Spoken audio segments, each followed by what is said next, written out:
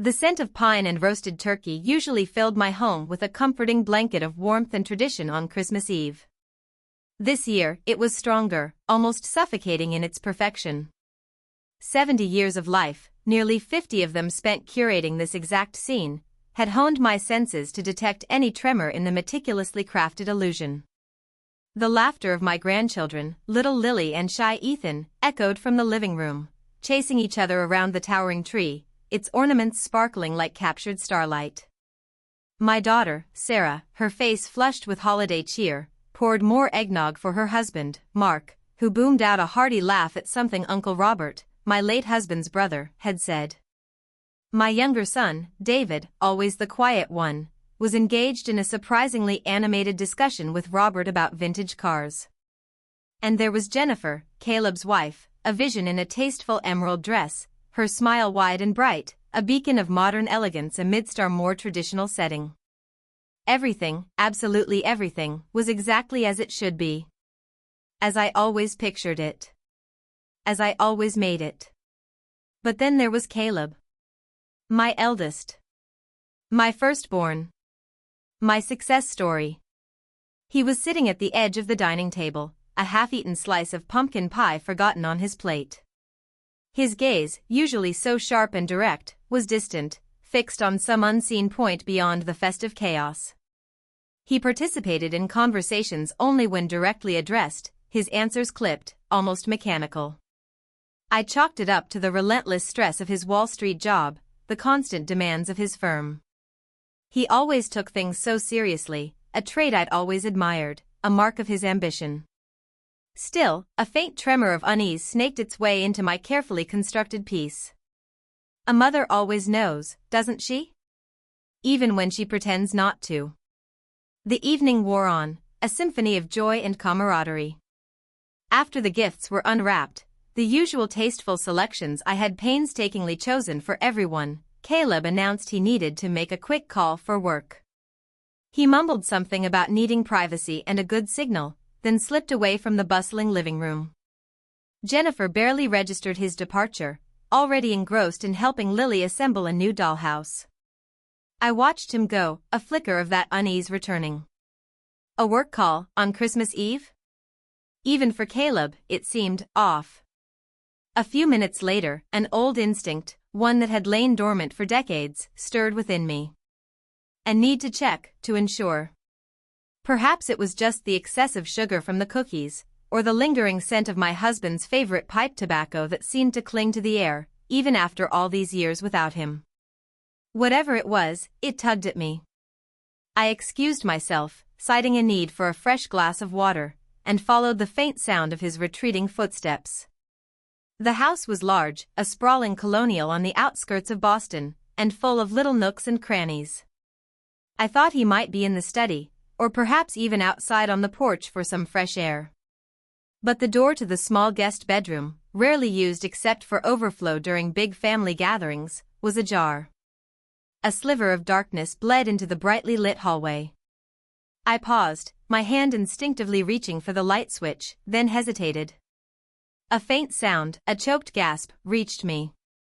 My heart gave a lurch. It wasn't the strong, confident voice I knew, the one that commanded boardrooms. It was raw, broken. I pushed the door open, slowly, quietly. The room was cast in shadows, illuminated only by the faint glow of distant streetlights filtering through the heavy drapes. And there he was. Caleb. My eldest son. He wasn't on the phone. He was hunched over, his broad shoulders shaking, his face buried in his hands. He was crying. Not a quiet, dignified sorrow, but a deep, guttural wrenching of the soul. The sound was so alien, so devastating coming from him, that it stole my breath. Caleb? My voice was barely a whisper, a frail intrusion into his private despair. He flinched, startled, his head snapping up. His eyes, swollen and bloodshot, met mine. For a fleeting moment, I saw pure, unadulterated terror. Then, he quickly composed himself, wiping furiously at his face. Mom? What are you doing here? I just had a bad call. Stress. He tried to smile, but it was a grotesque mask, crumbling at the edges. A bad call? I stepped further into the room, the scent of his despair now thick in the air. It didn't sound like a call, dear. He shook his head, looking away, fiddling with the cuff of his pristine shirt. Just tired, Mom. Long week. But then, almost too softly to hear, a ragged whisper escaped him, tearing through the carefully constructed facade he'd worn for years, for decades. It was barely a sound, muffled by his hand, but in the echoing silence of the darkened room, it resonated with the force of a thunderclap. She was mine. All mine. My world tilted. She was mine. Not it was mine. Not the deal was mine. She. The perfect Christmas Eve, the perfect family, the perfect life I had so meticulously cultivated, shattered into a million glittering shards around me. This wasn't about work stress. This was about a secret. A profound, aching secret that had reduced my strong, unshakable sun to a weeping shadow in the dark. And suddenly, my own heart was filled with a chilling, unwelcome question: what else had I been blind to all these years? The memory of Caleb's tear-streaked face, the raw, guttural sobs, and that chilling whisper, she was mine. All mine. Haunted me through the silent hours that followed. I returned to the living room, feigning a composure I certainly didn't feel, forcing a smile onto my lips as I watched my grandchildren's delighted faces. The festive lights, once a source of comfort, now seemed to mock me, casting long, distorted shadows that danced with my growing unease. The next morning, Christmas Day, was strained, at least for me. Caleb, surprisingly, descended for breakfast, freshly shaven, impeccably dressed, a carefully constructed cheerfulness plastered over his features. He explained away his absence the night before with a convoluted story about a difficult client call and a sudden migraine. "Mom, I'm so sorry if I worried you," he'd said, his voice light, almost too light. "Just one of those high-pressure situations. You know how it is." He even managed a weak laugh, a sound that grated on my nerves. I looked into his eyes, searching for truth, but found only a polished surface, reflecting my own doubt back at me. He avoided my gaze, focusing intently on cutting his French toast. "Of course, dear," I replied, the lie tasting bitter on my tongue. "Just glad you're feeling better." But I knew, with the cold certainty of a mother's instinct, that he was lying. Caleb had never been a good liar. His tells were subtle, a slight tremor in his left hand, a too quick blink, a forced lightness in his tone. I'd seen them all. The days following Christmas blurred into a confusing mix of lingering holiday cheer and my mounting anxiety. The family dispersed, returning to their own lives, leaving me alone in the quiet aftermath, surrounded by festive debris and the echo of Caleb's tears. My mind, usually so orderly and precise, replayed that scene in the guest bedroom over and over again, dissecting every word, every nuance. She was mine. It wasn't a passing comment. It was a lament. A confession. I began to observe him with a hyper-awareness I hadn't possessed in years. My son, the successful executive, the devoted husband, the loving father. He was always on his phone, but now I noticed how his calls were often taken in hushed tones, in another room, his back turned, as if guarding his words. He seemed paler, too, under the winter pallor, a subtle tightening around his eyes that spoke of sleepless nights. He was jumpy, easily startled by unexpected noises. And the way he sometimes looked at Jennifer, his wife, a flicker of something unreadable, was it guilt? Fear? Before he smoothed his expression. It was like watching a perfectly crafted vase slowly developing hairline cracks. Memories, long dormant and carefully filed away under happy childhood or challenging adolescence, began to resurface, reevaluated through this new, unsettling lens. Caleb, at 15, having a furious, hushed argument on the phone in his room, slamming the receiver down with such force it left a dent. He'd blamed a misunderstanding with a friend, but his face had been white with rage, his jaw clenched. Then there was the summer he'd spent entirely withdrawn, after what he'd vaguely called a breakup. He'd lost weight, barely spoke, and would disappear for hours on end, returning with eyes that looked as if he'd been crying. I'd attributed it to the angst of first love, something every parent understood. Now, I wondered if it was more. Much, much more. My closest confidant, and perhaps the only person who might notice similar shifts without me explicitly pointing them out, was Sylvia Hayes, my neighbor for nearly 30 years. Sylvia, with her bright floral scarves and perpetually cheerful disposition, was a fountain of local gossip and sharp, if sometimes tactless, observations. We had our weekly coffee mornings, where we discussed everything from garden pests to the latest town council follies. "Caleb looked a bit thin, didn't he, dear?" Sylvia remarked casually over steaming mugs of Earl Grey a few days after Christmas. "All that pressure, I suppose. These young men today, they work themselves to the bone." I stirred my sugar, my gaze fixed on the swirling liquid. "Yes, he does. He said it was just stress." I tried to sound nonchalant, but my voice felt tight. Sylvia clicked her tongue. "Stress, indeed. They call everything stress nowadays. In our day, a bit of stress meant you had too many dishes to wash. Now, it's, well, who knows what it is." She chuckled, but I barely heard her. Her casual observation only intensified my conviction that something was profoundly wrong. My carefully constructed world, built on foundations of assumed happiness and unquestioned perfection, was beginning to crumble. And I, Evelyn Reed, had no choice but to start picking through the debris. The first crack had appeared, and I had an unsettling feeling it was only the beginning. My unease festered. Caleb's strained attempts at normalcy, Sylvia's unwitting validation of my observations, and the relentless echo of his anguished whisper formed a cacophony in my mind. The once comforting quiet of my home now felt like an accusation, the silence amplifying my unanswered questions. I found myself pacing, dusting objects that didn't need dusting, rearranging books already perfectly aligned, anything to distract from the gnawing certainty that a truth, ugly and raw, lay hidden beneath the surface of my son's life. The opportunity came unexpectedly. Caleb had left his briefcase, an expensive leather edifice, on the antique hall table after a hurried visit. He was heading back to the city for a crucial meeting and was clearly distracted, already late. "Mom, can you just leave this here? I'll pick it up on my way back tomorrow. Don't worry about it." He'd rushed out, a whirlwind of apologies and hurried kisses. My heart hammered against my ribs. This wasn't me. This wasn't Evelyn Reed, the woman who preached respect for privacy, the pillar of propriety.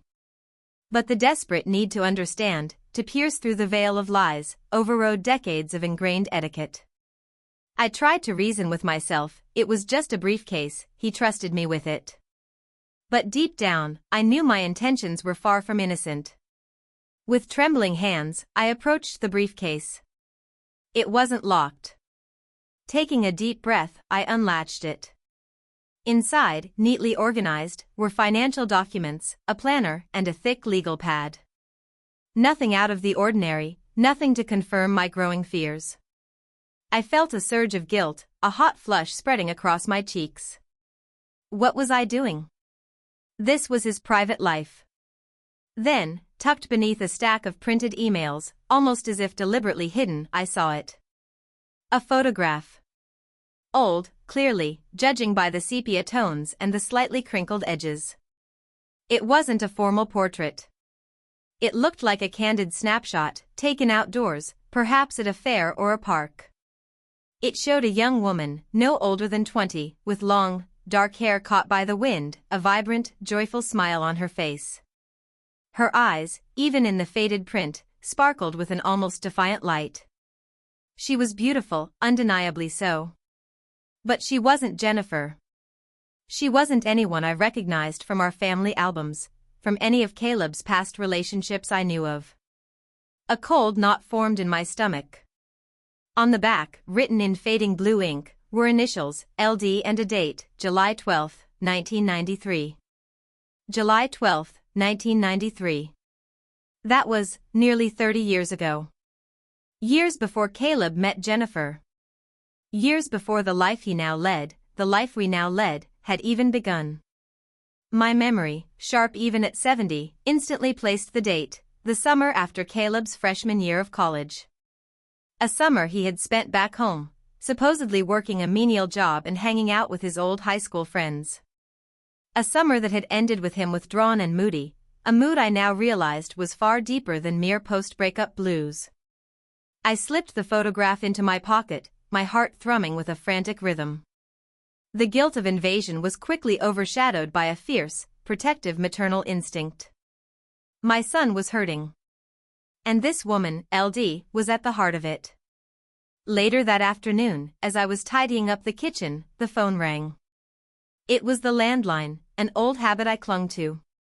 I answered, expecting Sylvia or Sarah. Instead, I heard Caleb's voice, hushed and urgent. He must have forgotten his cell phone when he rushed out. No, I told you, don't talk to her, he was saying, his voice tight with barely suppressed anger. It's ancient history. She doesn't need to know anything. Especially Mom. She'll never understand. A pause. Look, I'll handle it. Just keep your mouth shut, okay? This isn't a game. Not after all these years. If it comes out now, everything is ruined. Everything. He must have heard my faint gasp, or perhaps the rustle of the phone cord as I froze. Mom? His voice was suddenly sharp, accusatory. Mom, is that you? I slammed the receiver down, my hand shaking violently. My breath hitched in my throat. My face was hot, then cold. He had been talking to someone else. Someone who knew about this ancient history. Someone who he feared might reveal it. And he had explicitly, fiercely, wanted to keep me out of it. The photograph in my pocket felt like a lead weight, heavy with untold stories. She was mine. The words took on a new, horrifying significance. This wasn't just a breakup, a youthful sorrow. This was a secret, carefully guarded for decades, threatening to unravel my son's life. My perfect family, a fragile masterpiece I'd dedicated my life to building, was a facade. And I, Evelyn Reed, had just glimpsed the first crack in the foundation that ran deep, deeper than I could have ever imagined. The shadow of LD had just extended its reach, touching me, drawing me into a past I never knew existed. My quiet life had just become a battlefield. Sleep became a fleeting luxury. The photograph of LD lay tucked beneath my mattress, a physical manifestation of the heavy secret pressing down on me. Each time I closed my eyes, I saw her radiant, wind-swept smile, juxtaposed with Caleb's tormented face in the darkened room. His hushed, furious phone call echoed, "She'll never understand. If it comes out now, everything is ruined." Everything. It was clear he was protecting something, or someone, and the someone might just be himself. The guilt of my intrusion still pricked at me, a tiny, insistent needle. I had always prided myself on my moral compass, on raising my children with integrity. Yet, here I was, an elderly woman, embarking on a clandestine investigation into her own son's past. But the alternative, to live with this crushing uncertainty, to pretend nothing was wrong while my son carried such a visible burden, was simply unthinkable. My love for Caleb, mingled with a fierce, protective fear, became my justification. I had to understand. I had to know. My first step was methodical, almost academic, a throwback to my days as a literature teacher, dissecting texts for hidden meanings. I needed to identify LD. My local library, a bastion of quiet knowledge, seemed the natural starting point. I feigned an interest in local history for a genealogical project, a plausible cover for my inquiries. "Are you looking for anything specific, Evelyn?" Mrs. Albright, the head librarian, a woman whose bifocals were as much a part of her as her encyclopedic knowledge, asked kindly. "We have digital archives now, but the old microfiches are still excellent for local newspaper articles from the early 90s. "Oh, just generally looking at the 1990s, the summers, really, I demurred, trying to appear casual. My grandson is doing a project on changes in summer employment for teenagers back then. A flimsy excuse, but Mrs. Albright, bless her heart, merely nodded, accustomed to the vagaries of my research. Hours passed, marked only by the gentle whir of the microfiche reader and the rustle of turning pages in the vast, silent room. My eyes, though 70 years old, were still sharp, trained over decades to spot details. I pored over old editions of the Wellesley Herald and the Newton Gazette, focusing on the summer of 1993. I searched for local news, social columns, any mention of young people. The names LD were too vague, but I hoped something would trigger a memory, a context. The scent of old paper and dust filled my nostrils, a strangely comforting aroma that reminded me of forgotten histories, of lives lived and documented. I saw grainy photos of high school graduations, local festivals, town meetings. Teenagers, vibrant and full of life, froze in time, their fashion choices a quaint reminder of a bygone era. I scanned articles about local sports achievements, debates over zoning laws, and the occasional petty crime. Nothing. Days turned into a week, each visit to the library yielding nothing but eye strain and a growing sense of frustration. My initial surge of desperate energy began to wane. Was I chasing a ghost? Was LD just a transient summer romance, now imbued with exaggerated significance by Caleb's distress? My focus shifted. Perhaps LD wasn't local. Perhaps she was someone Caleb met at college, though he'd been home for that summer. Or perhaps, and this thought sent a chill down my spine, she was someone involved in something unsavory, something not deemed fit for public consumption. One afternoon, Jennifer, Caleb's wife, called. Her voice was unusually brittle. "Mom, Caleb's been distracted. He's working incredibly long hours, and he just seems on edge. Is he okay? You know him better than anyone." My heart pounded. This was my chance. I tried to sound concerned, but not overly so. "He does seem a bit preoccupied, dear. He mentioned some big deal, very high stakes. Is everything all right with you too?" I carefully probed, trying to elicit something, anything. There was a hesitant pause. "Yes, fine. We're fine." But her voice lacked conviction. "It's just, sometimes I feel like he's miles away. Even when he's right here." Another pause, longer this time. "He's been different since Christmas." "Different how?" I asked, my voice a carefully modulated whisper. "Has he said anything about what's bothering him?" "No, that's just it." Jennifer sighed, a sound heavy with her own unspoken worries. "He just clams up. Says it's work. But, it feels bigger than work, Mom. Don't you think?" She was clearly reaching out, looking for validation. This was it. "Well, dear, sometimes men, especially when they're under pressure, can retreat. But, you know, Caleb was always a bit private. Even as a boy. I remember one summer, after his freshman year, he was particularly quiet. Went through a tough breakup, he said. A girl named. I can't quite recall her name. Lily? Something like that. Do you remember him ever mentioning someone before you?"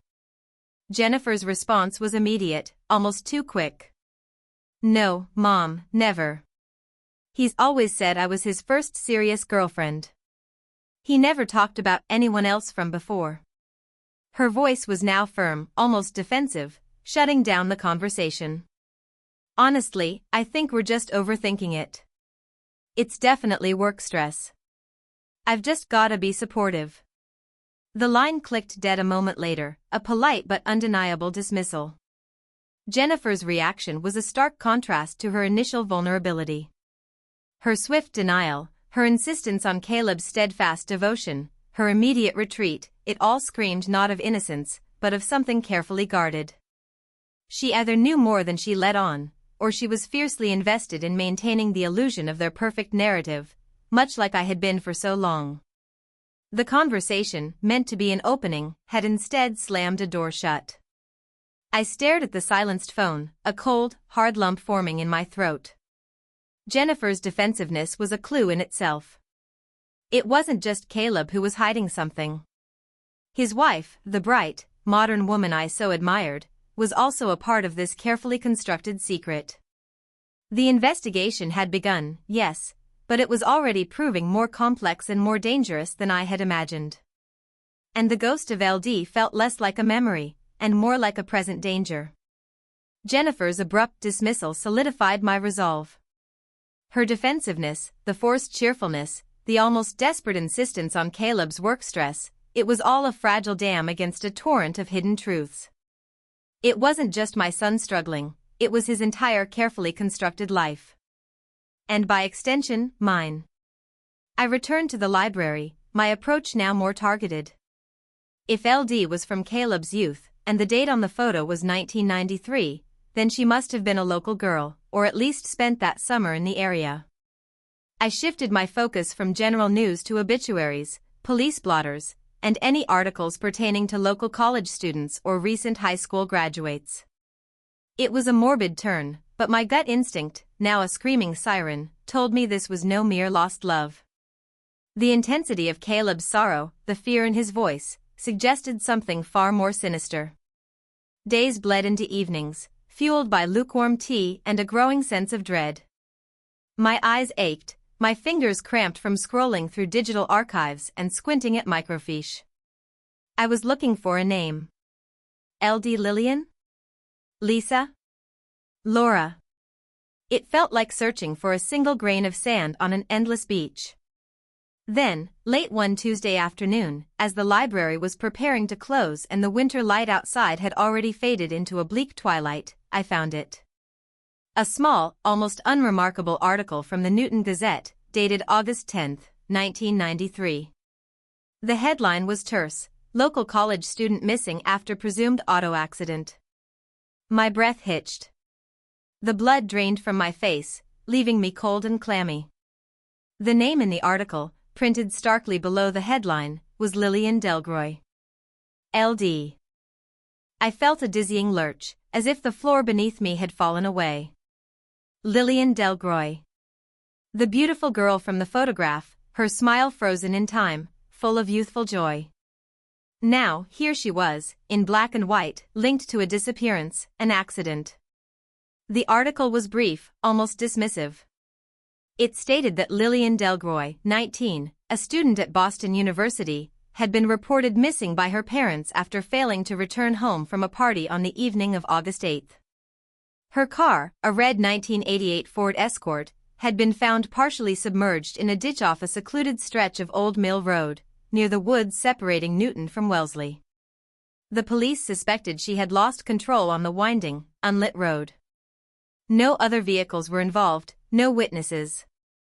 Her body had not been recovered, despite extensive searches. They presumed drowning, or perhaps a fall into the river that ran alongside the road, her body swept away by the currents. The investigation was ongoing, but no foul play was suspected. They classified it as a tragic accident. No foul play suspected. The words screamed at me from the yellowed page, a chilling mockery of the truth I now felt stirring within me. Caleb's anguish. His whispers. His terror. This wasn't just a breakup. This was Lillian. And she wasn't just gone, she was missing, presumed dead in an accident that felt too convenient, too cleanly packaged. My hands trembled so violently I could barely hold the printout. I felt a wave of nausea. My perfect son. Caleb. Successful, respected, kind. Could he be connected to something so dark? The dates dovetailed perfectly, the photo from July, the disappearance in August. That moody, withdrawn summer. His breakup that summer. A series of fragmented memories assaulted me. Caleb's anger in his youth, rarely displayed, but when it did surface, it was a terrifying thing. A broken window after a fight with a friend, which he blamed on a stray baseball. A furious outburst at me once, when I'd questioned his late hours, a raw, almost violent intensity in his eyes that had shocked me. I'd rationalized it then as youthful passion, a strong will. Now, I saw it as a glimpse into a darkness I had deliberately ignored. His need for control, which I'd always seen as a positive trait, a drive for excellence, now felt like a sinister compulsion. I remembered my late husband, Arthur, a quiet, stoic man. He'd always had a peculiar way of observing Caleb, a look in his eyes that I'd interpreted as fatherly pride, but now, in retrospect, felt more like a subtle unease. Had he seen something I hadn't? Or, more terrifyingly, had he known? The library felt suffocating. I stumbled out into the biting winter air, pulling my coat tighter around me, but no amount of wool could dispel the chill that had settled deep in my bones. Lillian Delgroy. The name was now etched into my mind, no longer a vague initial. She was a real person, with a real story, a tragic end. And my son, my beloved Caleb, was inextricably linked to it. The skeleton wasn't just in the closet, it was lying, partially submerged, in a ditch on Old Mill Road, and its bones were beginning to rise. My ideal world hadn't merely cracked, it had shattered into pieces, revealing the horrifying truth beneath. The name Lillian Delgroy became an incessant hum in my mind, a dark counterpoint to the quiet rhythm of my life. Each tick of the grandfather clock in the hall seemed to whisper her name, each rustle of leaves outside the window sounded like the faint echo of her tragic disappearance. My research had brought me to the precipice of a horrifying truth, but knowing a name and a date wasn't enough. I needed context. I needed the story behind the sparse newspaper clipping. My thoughts turned to those who had known Caleb in his youth, those who might remember Lillian. High school friends. Old acquaintances. Most had moved away, scattered across the country. But one name immediately came to mind, Walter Wally Peterson. Wally had been Caleb's closest friend throughout high school and their freshman year of college, a loud, boisterous boy with a surprisingly keen memory for local happenings. He still lived in the same modest house in Newton, having taken over his father's auto repair shop. I hesitated, for Wally was known for his bluntness, and I wasn't sure I was ready for his unvarnished truth. But I had to know. I drove to Peterson's auto, the scent of oil and gasoline a familiar, almost nostalgic smell. Wally, now a burly man with graying temples and grease-stained overalls, looked up from under a raised hood, his face breaking into a wide, genuinely warm smile when he saw me. "Mrs. Reed.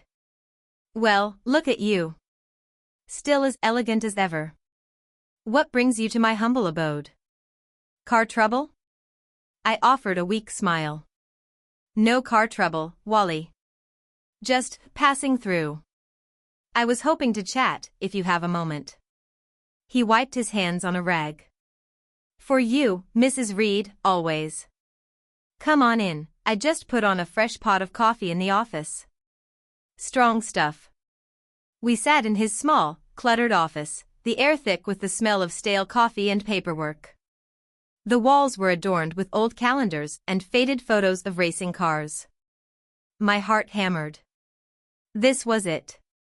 "Wally," I began, trying to sound casual, "I was just thinking about the old days, and how much Caleb enjoyed his time with you boys. You two were inseparable." "Oh, yeah," he chuckled, a wistful look in his eye. "Caleb was a wild one back then, believe it or not. Always pushing boundaries. Smartest kid I knew.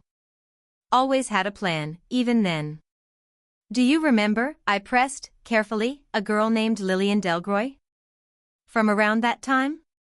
The summer after your freshman year of college?" Wally's smile faltered. His eyes, which had been sparkling with reminiscence, clouded over. He took a long sip of his coffee, avoiding my gaze. The silence stretched, heavy and uncomfortable. "Lillian," he finally murmured, his voice softer, losing its usual boisterousness. "Yeah. I remember Lillian. She was beautiful, wasn't she?" I prompted, watching him closely.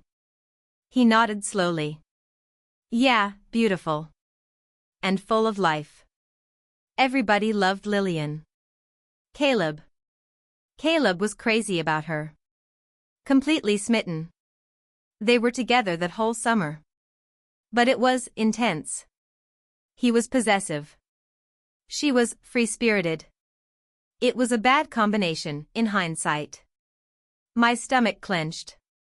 Possessive. The word resonated with my renewed memories of Caleb's youthful temper. Intense how, Wally? He hesitated again, then sighed. Look, Mrs. Reed, it's not really my place. It was a long time ago. Kids being kids. Wally, I said, leaning forward, my voice firm despite the tremor in my hands. Caleb is my son. He's been unwell lately. Distracted. And I think it has something to do with that summer. With Lillian. Please. Tell me what you know. A mother needs to understand. He looked at me, a flicker of sympathy in his eyes, but also a deep-seated caution. All right, but don't say I didn't warn you. It wasn't pretty. Lillian was always a bit of a flirt, you know? Harmless, usually. But Caleb, he didn't take kindly to other guys looking at her. Or talking to her. He'd get these looks.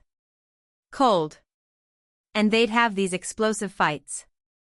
I remember one time, he almost got into a brawl with some guy at a party just because the guy danced with Lillian. She had to pull him away. Did she want to break up with him? I asked, my voice barely a whisper.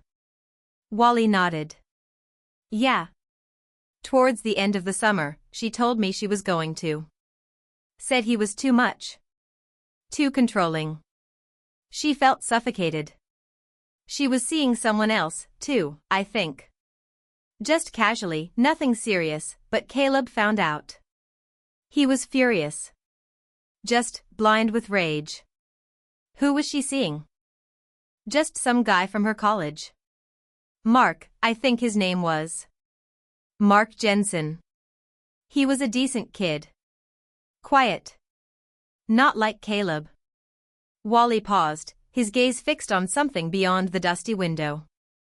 Lillian told me she was going to tell Caleb it was over the night the night she disappeared. She was afraid to, actually. She said he'd lose it. But she couldn't take it anymore. A wave of cold dread washed over me. She was afraid. And Caleb was blind with rage. This wasn't just a skeleton in the closet, it was a ghost, reaching out from the grave. My perfect son. The golden boy. He was capable of such anger. And Lillian, she had paid the price. My belief in Caleb, in the flawless narrative of his life, crumbled into dust. The man I thought I knew was a stranger, painted with shadows I had meticulously ignored. And Mark Jensen. Another name. Another thread to pull. My investigation had just opened up a darker, more dangerous chapter. Wally's words were a relentless hammer, chipping away at the bedrock of my life. Possessive. Blind with rage. She was afraid. The pieces were falling into place, each one more horrifying than the last. The innocent, carefree photograph of Lillian Delgroy now seemed to mock me, her vibrant smile a cruel contrast to the dark narrative unfolding. My son, my Caleb, the boy I had raised, was not merely flawed, he was capable of a darkness I had deliberately refused to acknowledge. And now, armed with Wally's recollections and the name Mark Jensen, I knew I had to go back. Back to the source. Back to Newton, the town where Lillian had vanished, where Caleb's rage had, perhaps, found its fatal expression. The drive felt heavy, each mile marking a deeper descent into a past I'd spent decades idealizing. The familiar suburban landscape of Newton, with its tree-lined streets and colonial homes, now seemed imbued with a sinister aura. It was the winter again, bare branches clawing at the gray sky, mirroring the desolation in my heart. My first stop was the old high school, a grand brick building that hadn't changed much since Caleb's graduation. I reasoned that if Mark Jensen was Lillian's college acquaintance, he might have been from the same area, or at least known in the same circles. I feigned interest in joining the Alumni Association, a thinly veiled excuse to pore over old yearbooks. The school secretary, a cheerful woman named Brenda who remembered me from my PTA days, happily granted me access to the dusty archives. Flipping through the glossy pages of the 1992 and 1993 yearbooks, I searched for Lillian Delgroy's bright face, then for Mark Jensen's. Lillian, a senior in '92, looked exactly as she did in the photo, surrounded by friends, her infectious smile radiating from every page. Mark Jensen, a quiet-looking young man with serious eyes, was a year younger, a junior in '92. He was listed in the chess club and debate team. A stark contrast to Caleb, the star athlete and class president. The yearbooks gave me faces, but no answers. I needed living memories. I thought of the places where teenagers would have hung out in the early '90s. The old diner, the Comet, was long gone, replaced by a trendy coffee shop. The movie theater, now a multiplex. But there was one place that had stubbornly endured, the Daily Grind, a small, independently owned coffee shop that still smelled of strong espresso and old books. I walked in, the bell above the door jingling. The place was quiet, a few regulars hunched over laptops. Behind the counter, a woman with vibrant purple hair and a nose ring was wiping down the espresso machine. She looked about my daughter Sarah's age, certainly too young to remember the early '90s. But then, an older woman emerged from the back, carrying a tray of fresh muffins. Her hair was streaked with gray, but her eyes held a spark of youthful defiance. She looked familiar. "Can I help you, dear?" she asked, her voice raspy but kind. "Excuse me," I said, a flicker of recognition in my mind. "I'm Evelyn Reed. I used to live in Newton." Do you own this place?" Her eyes widened. "Evelyn Reed. Good heavens, it's been years." "Jenny Barnes. We went to high school together, remember? You were a few years ahead of me, but you coached my debate team. You were quite formidable." Jenny Barnes. Of course. Jenny, a brilliant but shy girl, now grown into a woman who still possessed that quiet intelligence. This was a gift from the universe. "Jenny, it's wonderful to see you," I managed, my heart thrumming with anticipation. I was actually hoping to ask you about something. About those years. Specifically, about Lillian Delgroy." Jenny's face instantly clouded. The cheerful light in her eyes extinguished, replaced by a deep sadness. "Lillian. Oh, Evelyn. That was such a tragedy. She was such a bright light. We were close, you know. Good friends." "I know," I said gently. "And I remember Caleb was very close to her as well." "My son." Jenny nodded, her gaze distant. "Yes, they were. For a time. It was intense. Caleb was always so focused, so driven. And Lillian, she was so full of life, so spontaneous. It was a powerful connection, but sometimes, I thought, a destructive one." I took a deep breath.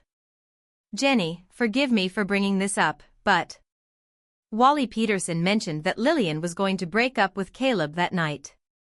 And that she was afraid. And that she might have been seeing another young man, Mark Jensen?"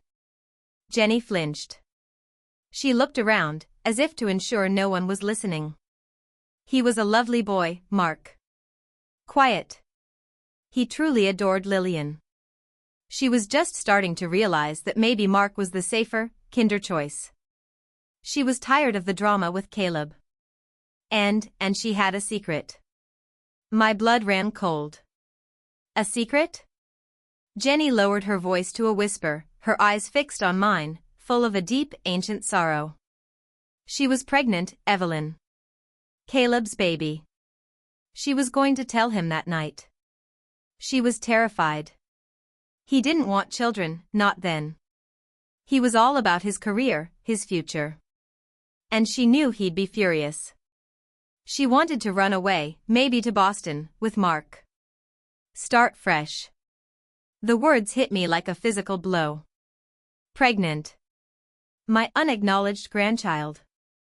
My son, not only a man of blind rage but a man who would abandon his own child. The world spun. All these years, my perfect son, living a perfect life, had walked away from a life he created, a life he may have even ended. The idealized image of Caleb, the one I had cherished, protected, and broadcasted to the world, lay shattered at my feet, revealing a monster beneath.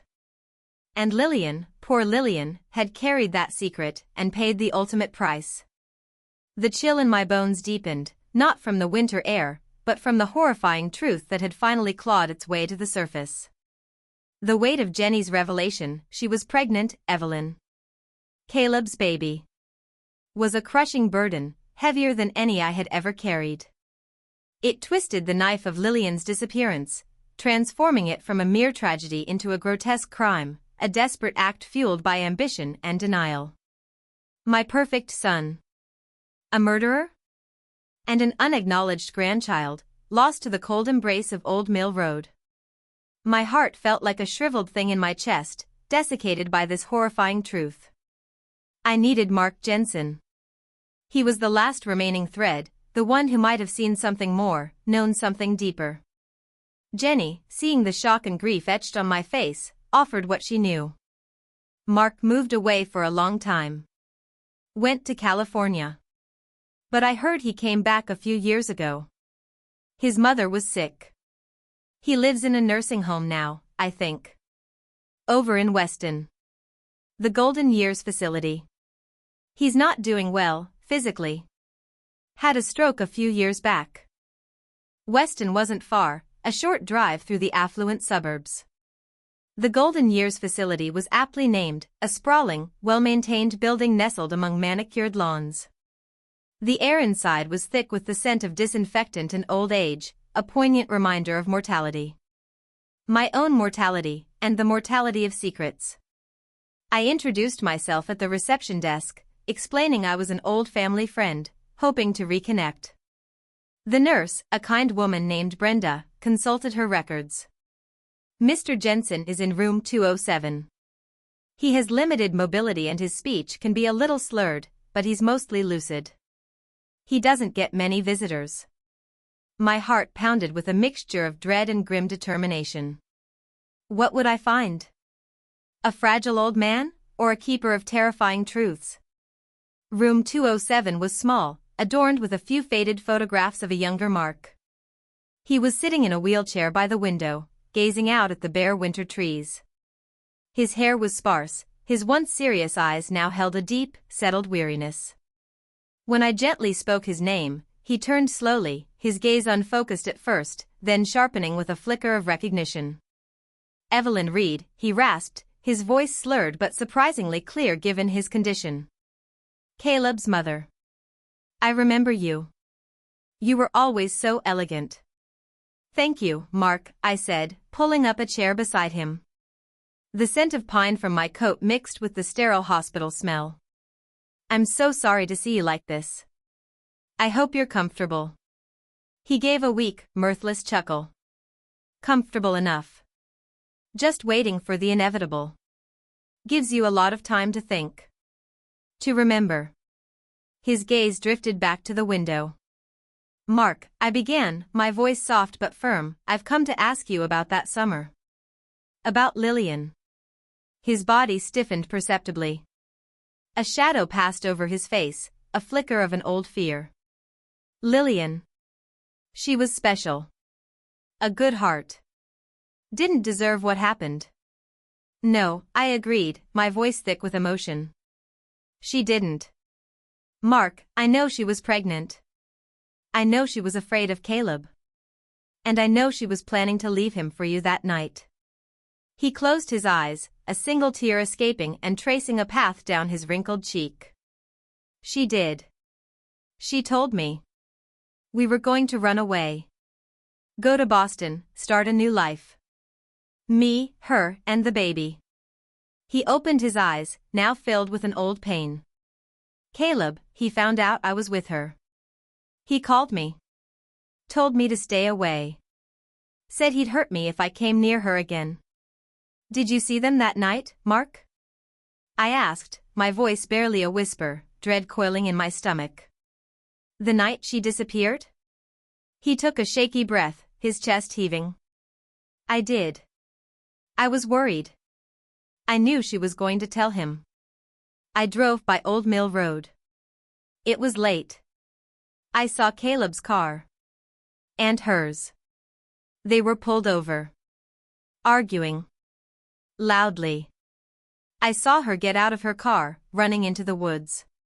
She looked terrified. And Caleb, he was right behind her. His voice broke, slurring slightly. He was so angry. His face was distorted. He looked like a different person.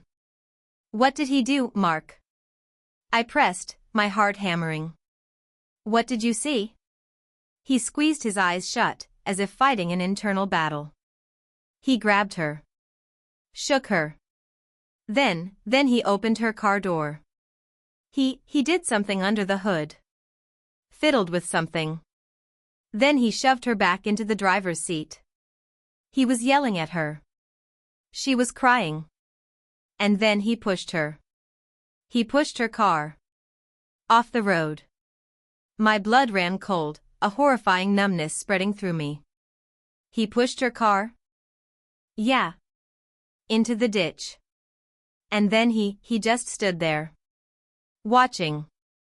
She was yelling, screaming for help. But then the car started filling with water. He just watched. Then he drove away. Mark's eyes, wide and terrified, met mine. He saw me, Evelyn.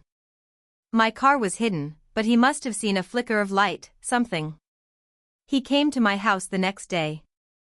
He told me if I ever said a word, he'd make sure I disappeared too. He said he'd ruin my life, my family. I was so scared. He was so convincing. So ruthless. I was just a kid. I wanted to tell, but I couldn't. He looked me in the eye and said, "You saw nothing. She just lost control." The air left my lungs in a ragged gasp. My son. My perfect, golden son. He hadn't just lost control of his anger. He had deliberately tampered with her car, pushed her into the ditch, and watched her drown. And then threatened an innocent boy into a lifetime of silence. The horror of it was an ice pick in my heart. The idealized image of Caleb wasn't just shattered, it was pulverized into a fine, bitter dust. The quiet tears on Christmas Eve, his tortured whispers, they weren't just about a lost love. They were the cries of a murderer, haunted by his victim and his unconfessed crime. And I, Evelyn Reed, had just unearthed the full, terrifying truth. The world, once a place of ordered certainties, had become a landscape of grotesque shadows. Mark's confession, delivered with the desperate urgency of a dying man shedding a lifetime's burden, echoed in my mind with terrifying clarity. Caleb didn't just lose his temper, he premeditated, he acted, and he watched. The image of him, standing by the roadside, a silent, monstrous sentinel as Lillian's car filled with water, was a constant, searing pain behind my eyes. My son. My own flesh and blood. A cold-blooded killer. I drove home in a daze, the familiar route a blur of trees and houses. The winter sun, usually a welcome sight, seemed impossibly bright, mocking the darkness that had enveloped my soul. How could I have been so blind? How could I have nurtured such a viper in my bosom? My grief for Lillian, for her unborn child, for Mark's shattered youth, was immense. But the grief for the son I thought I knew, for the perfect life I believed I had built, was a desolate wasteland. My hand still trembled as I unlocked the front door, the key feeling impossibly heavy. The house, usually a sanctuary, now felt like a mausoleum for forgotten sins. I knew, with an unwavering certainty, that I could not carry this burden alone. Caleb's secret, his monstrous secret, could no longer be allowed to fester. It had already poisoned too many lives, too many memories. I called Sarah and David, my other children, on the pretense of an urgent family matter, a health concern I couldn't discuss over the phone. They arrived an hour later, their faces etched with worry. Jennifer, Caleb's wife, was with them, her expression tight with anxiety.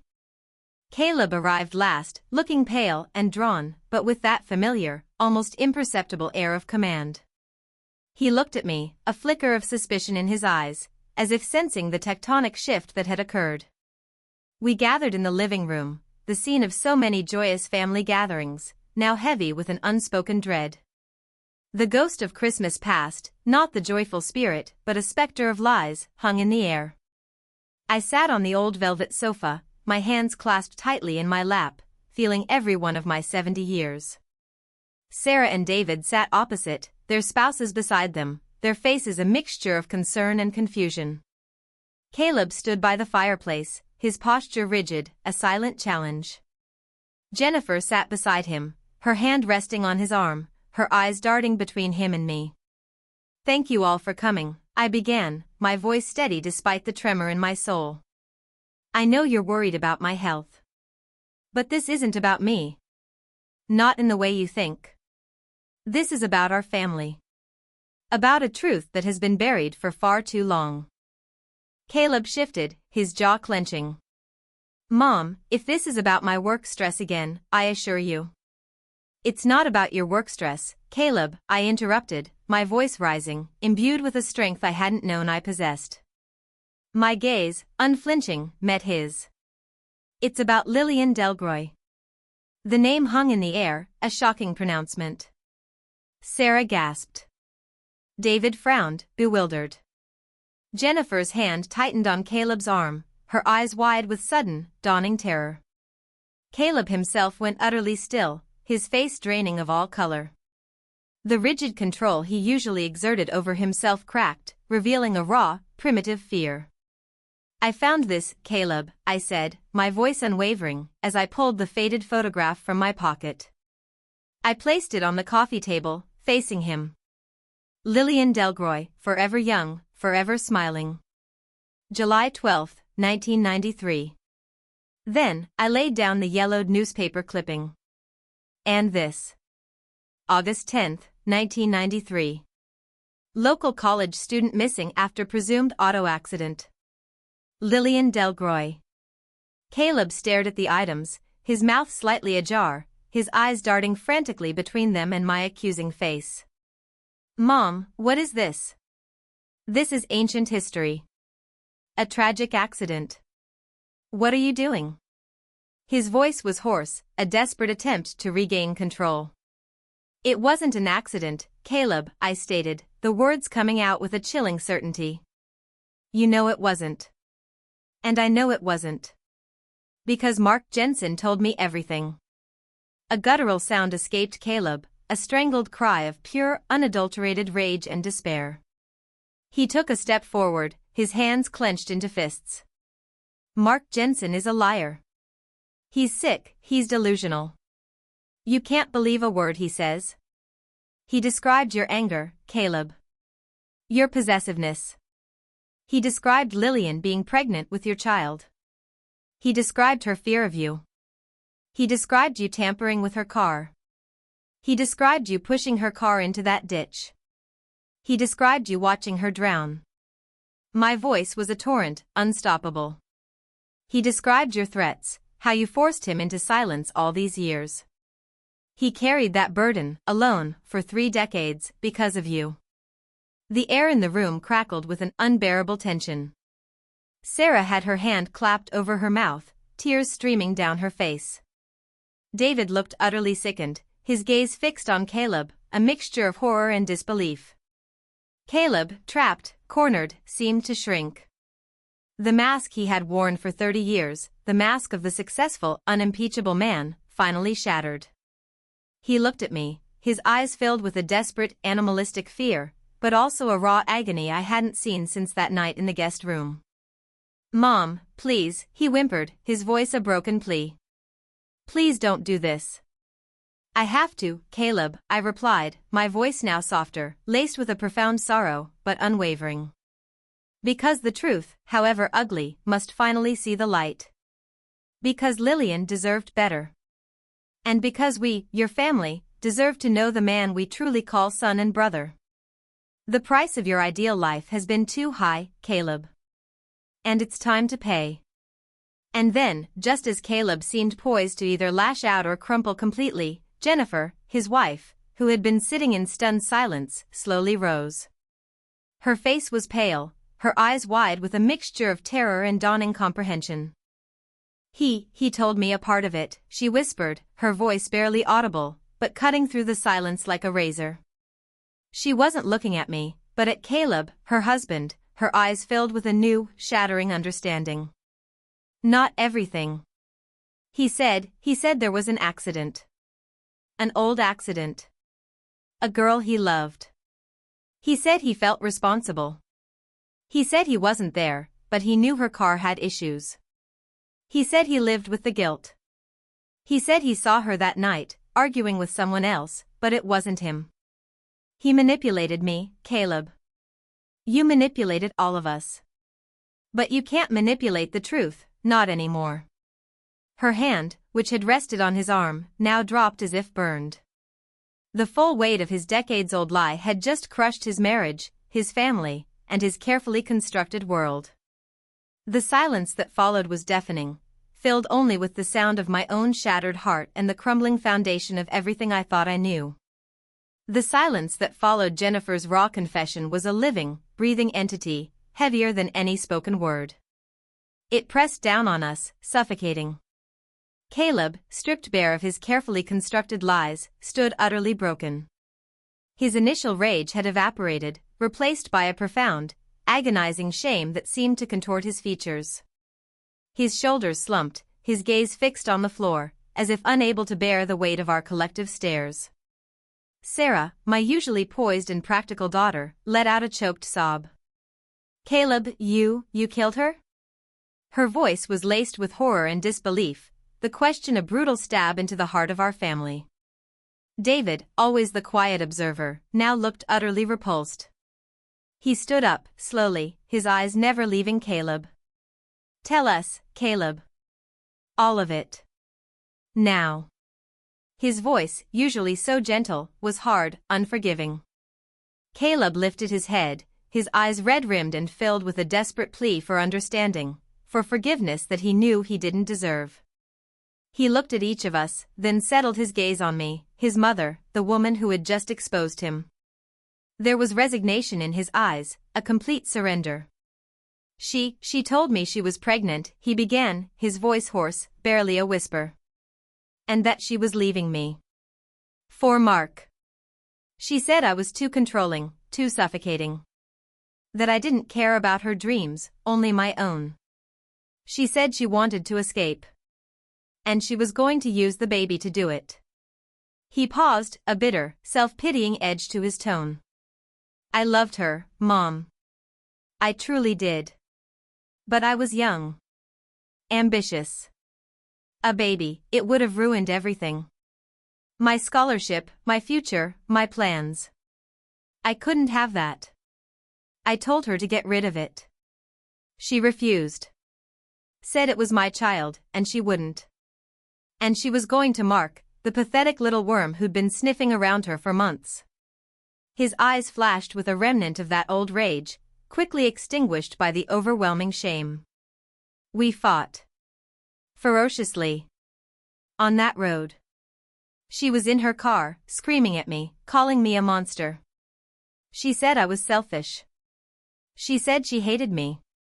I saw red. I grabbed her car keys. I knew her car had a loose battery cable. A minor fault.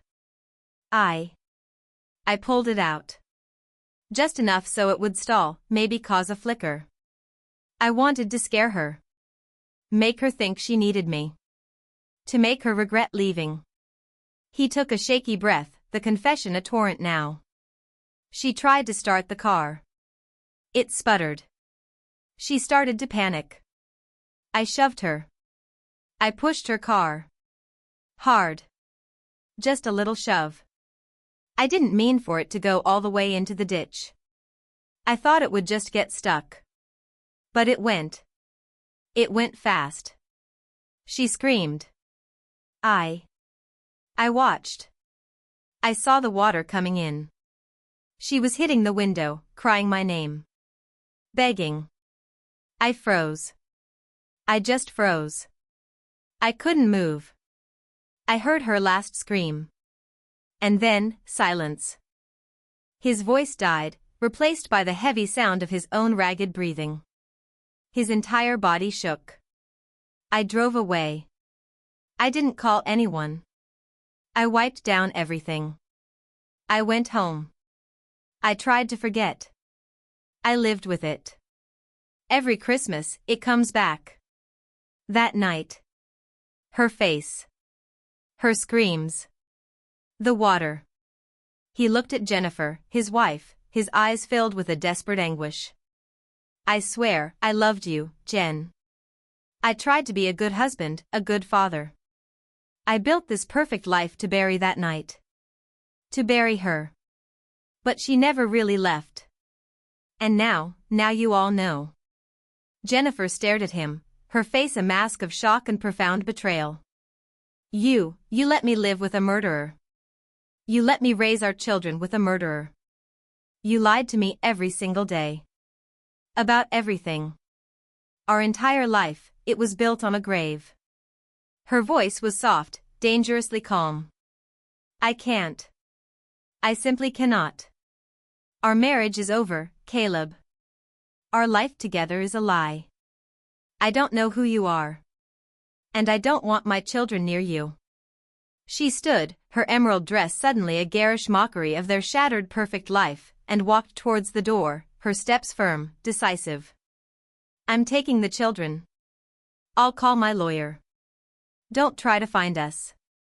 The door clicked shut, leaving an echoing void. Caleb didn't move. He simply watched her go, his expression a mixture of despair and a strange, fatalistic acceptance. Sarah and David were weeping openly, their ideals of their elder brother, the golden son, utterly demolished. They didn't approach him. They didn't offer comfort.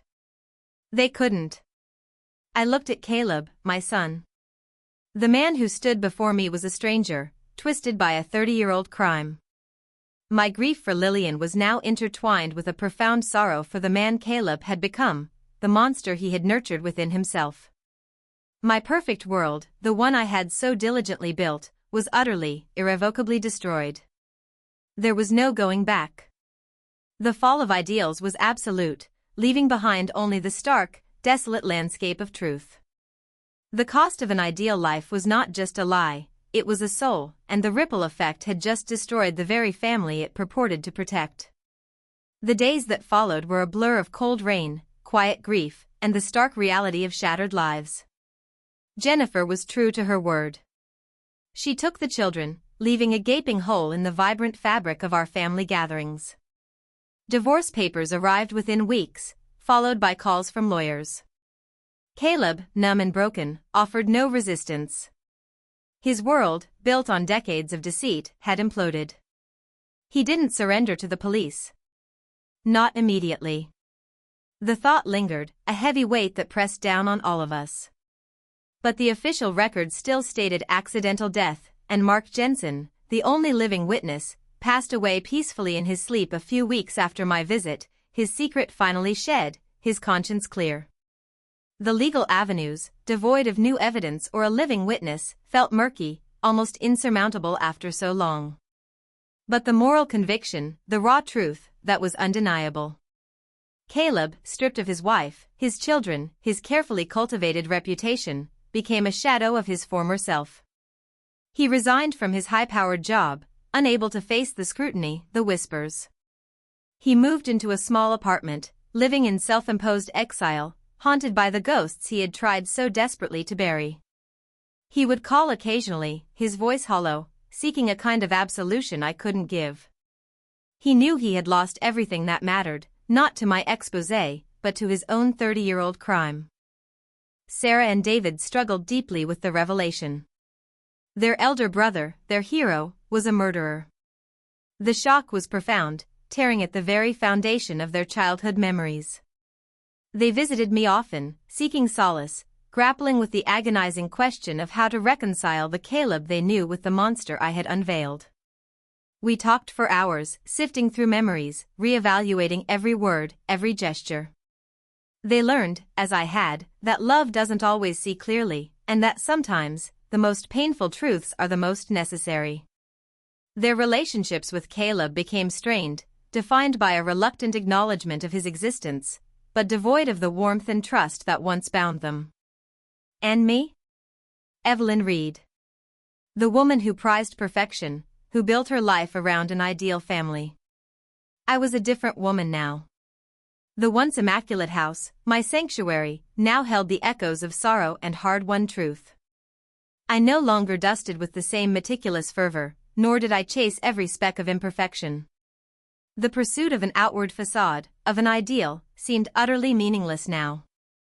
Instead, I found a new purpose. I started volunteering at a local women's shelter, reading to the children, listening to the stories of women who had faced unimaginable betrayals.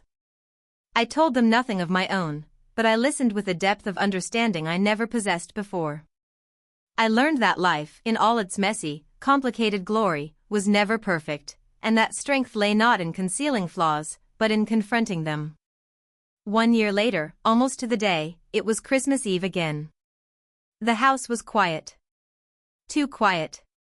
Sarah and David had decided to spend the holiday with their own families, needing space, needing to rebuild their own traditions away from the ghosts that lingered here. Jennifer, of course, was gone. Even Caleb, I knew, was spending the evening alone.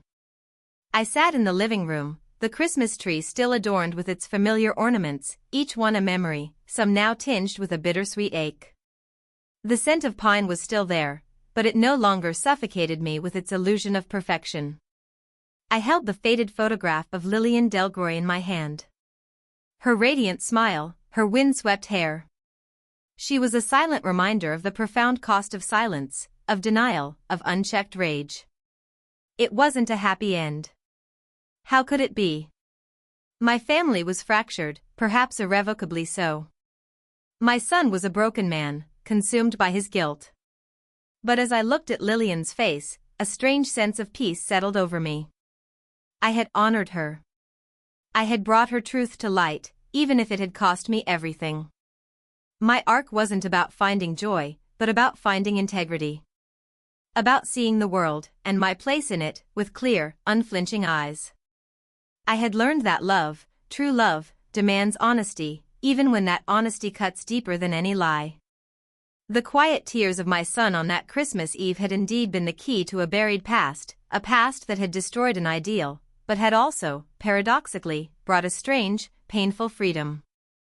I was no longer the keeper of a perfect image, but the keeper of a hard-won truth. And in that, there was a peculiar, resilient strength. The old Evelyn Reed, obsessed with perfection, was gone. In her place, a wiser, more somber woman had emerged. A woman who understood that sometimes, the greatest act of love is to expose the darkness, so that some light, however faint, might finally find its way in.